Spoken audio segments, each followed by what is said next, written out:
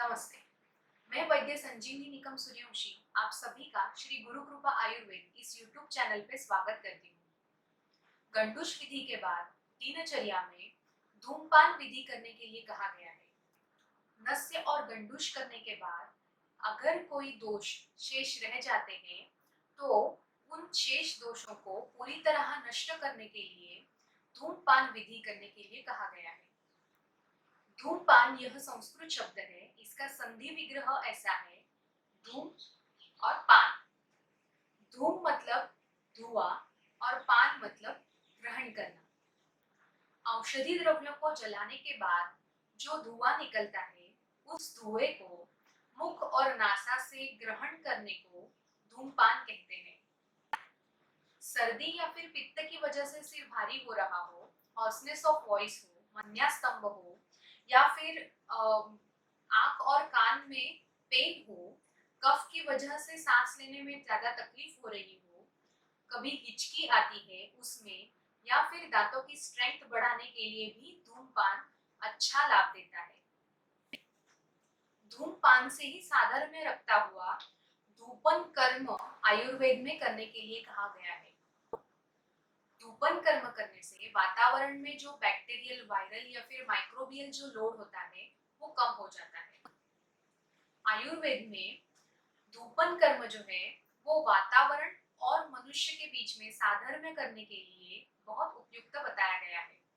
आयुर्वेद में धूपन कर्म को चिकित्सा स्वरूप बहुत सारी व्याधियों में बताया गया है, जैसे कि ज्वर है, अर्श यानी कि बवासीर, योनि व्यापद या फिर कर्ण या फिर नासागत जो रोग होते हैं, रोमांतिका, उन्माद, शोथ, ऐसे बहुत सारी व्याधियों में धूपन कर्म चिकित्सा लाभदायक होती है।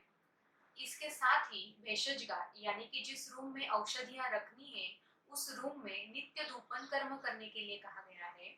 उसके साथ ही सूतिकागार या फिर कुमारागार यानी कि सूतिका मतलब जिसकी अभी डिलीवरी हुई है वो जिस रूम में रहने वाली है, और उसके साथ जो नवजात शिशु है यानी कि कुमार है वो जिस रूम में रहने वाले हैं उसमें भी नित्य धूपन करने के लिए कहा गया है। उसके साथ ही शस्त्र कर्म गृह यानी कि ऑपरेशन थिएटर में भी धूपन कर्म करने के लिए कहा गया है। उससे उस रूम का जो माइक्रोबियल, बैक्टीरियल या फिर वायरल लोड है वो कम हो जाता है। इससे हम देख सकते हैं कि आयुर्वेद इतना पुराण शास्त्र होते हुए भी उसमें भी ऑपरेशन थिएटर जो है वो निर्जंतुक होना चाहिए, इसके लिए क्या उपाय योजना करनी है वो बताया गया है। और ये जो है सुश्रुत संहिता में विस्तृत पद्धति से बताया गया है।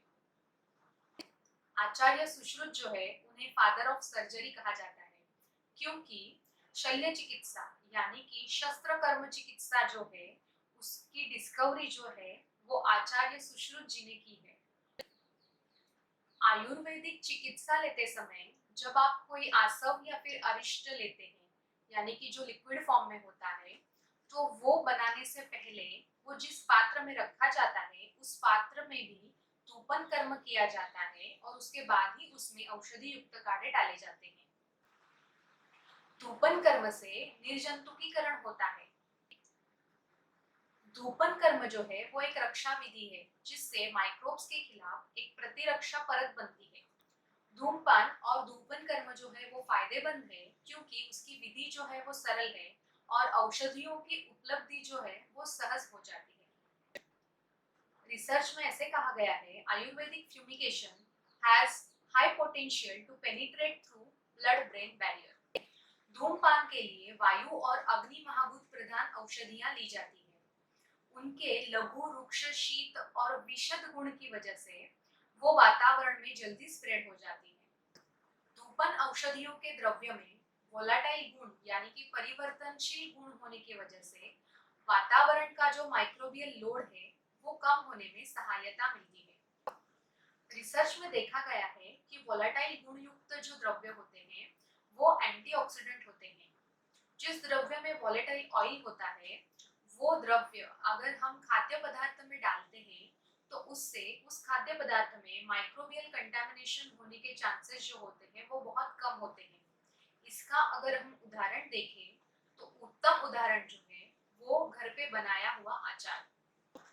अगर हम आचार में डाले हुए पदार्थों की तरफ देखें तो उसमें लवंग इत्यादि जो वॉलेटाइल ऑयल युक्त पदार्थ होते हैं उससे वो आचार जल्दी खराब नहीं होता। इसीलिए घर पे बनाया हुआ जो आचार है उसमें प्रिजर्वेटिव्स डालने की जरूरत नहीं होती। आयुर्वेद में धूपन के तौर पर बहुत सारे औषधि द्रव्यों के फॉर्मुलेशंस बताए गए हैं। उदाहरण के तौर पर रक्षोघ्न या फिर कार्पास्थैदी गण इत्यादि। आजकल बहुत सारे आयुर्वेद चिकित्सालय में धूपन द्रव्य या फिर धूपन स्टिक अवेलेबल होती है।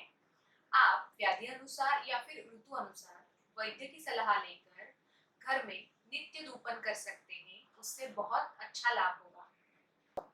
धूपन औषधियां जो है आज के काल में नेचुरल इको फ्रेंडली है, जो वातावरण में बैक्टीरियल, माइक्रोबियल या फिर वायरल लोड है वो कम करने के लिए बहुत ही लाभदायक है।